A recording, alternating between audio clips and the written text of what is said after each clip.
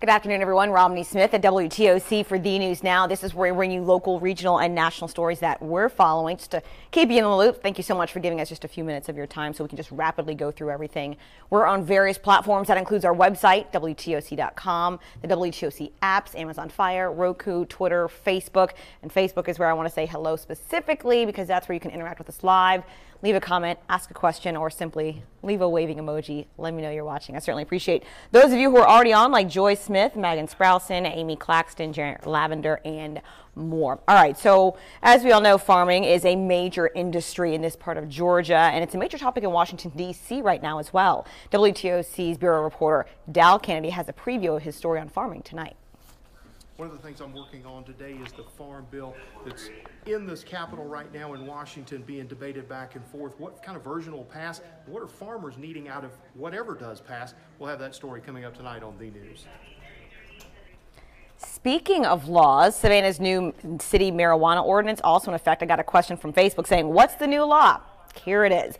The ordinance gives Savannah police officers the option to give a citation to someone who has less than an ounce of marijuana on them. Now, this is meant to reduce the amount of people spending time overnight in jail, which is costing you, taxpayers, more money. So we want to stress this is only for the city of Savannah. It does not include other parts of Chatham County. Also, they're not saying everyone get some weed and smoke up. Clearly. Still against the law, but they're saying they will try not to prosecute people overnight in our local jails, costing us more time, effort, energy, and money for that particular population. So again, the ordinance only gives Savannah police officers the option to give a citation to someone with less than an ounce of marijuana. So there you go.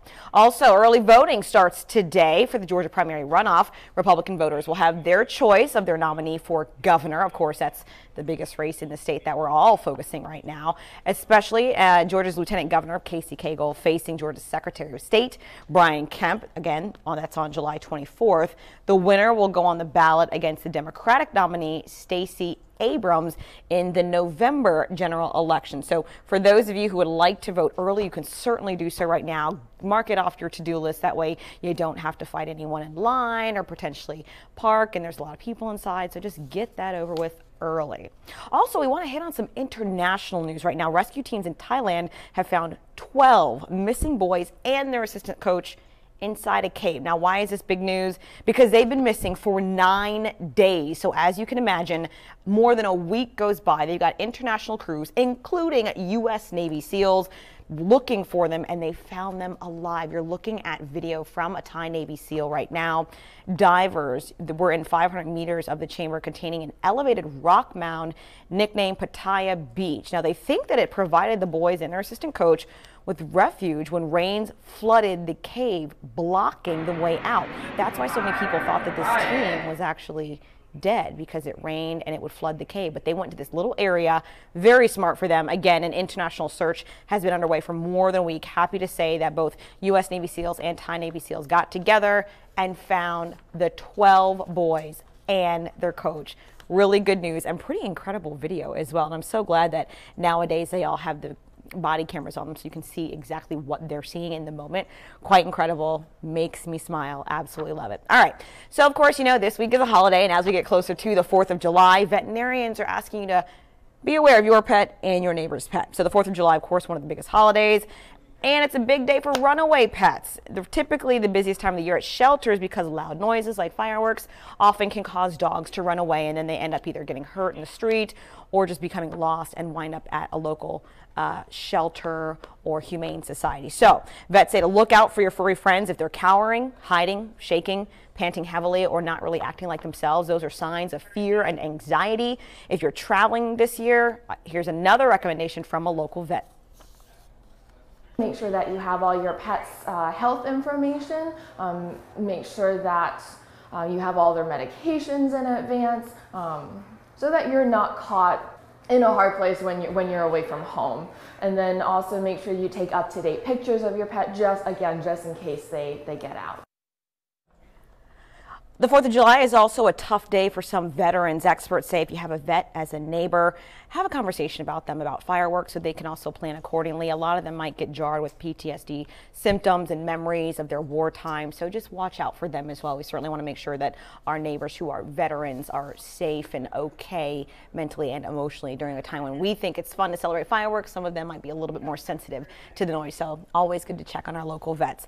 All right, I don't have to tell you guys, it's hot outside. Taking a look at the WTOC First Alert Twitter account right now. This is from about an hour ago, so some little bit of pockets of rain right here, but you know what?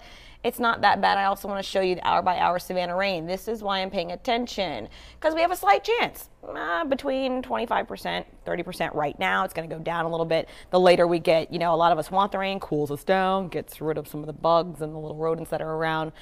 But it's coming. The big thing, of course, you're wondering about is what it will look like Wednesday. I can tell you we are expecting rain on the 4th of July. I know that's not what you want to hear because a lot of you want to swim, cook out, go to the beach. We are expecting elevated chances of rain this Wednesday. I highly suggest if you're on Twitter, first off, you need to follow WTOC, which is at WTOC11. Second, follow me, Romney WTOC, and then third, follow our Twitter account, which is at WTOC First Alert. That way you can have all the pictures of radar, graphics, images, and updates. They certainly do that as well. Or if you have a smartphone, get our app. We have the TLC News app and then the WTOC First Alert Weather app as well. That one gives you a live look at radar, little videos throughout the day, giving you updates on it. But certainly, I hate to be a rain on your parade, but it will rain this Wednesday. So we're looking for it, and it'll get more specific the closer we get to the 4th of July. That way we can tell you in detail what hour and exactly where we are expecting the rain. So again, I always tell you guys you can weigh in on Facebook. I have a lot of people giving emojis today. That's the mood y'all are in, and I'm digging it. Lots of thumbs up, waving, smiles, one person laughing at me. Hope that's okay. So thank you again for joining us. We certainly appreciate you guys. Denise Washington, why does this say marijuana ordinance and you're talking about dogs? Denise, you missed the story, but since you're tuning in a little late, I'll recap it just for you since you're a little late and trying to correct us, even though we already did the story. So the marijuana ordinance that went into effect basically says that now Savannah police officers have an option to give a citation to someone who has less than an ounce of marijuana. It's meant to reduce the number of people who are spending time in jail overnight, which of course costs taxpayers even more. So there you go. There's your quick update since you joined us a little late, but I do thank you for joining us. I appreciate it. As always, you can always get the latest stories on our website, WTOC.com, as well as our social media pages. That's Facebook, Twitter, Snapchat, and Instagram. Our next newscast will be at 4 p.m. Again, WTOC is a Savannah CBS affiliate. We'll see you later.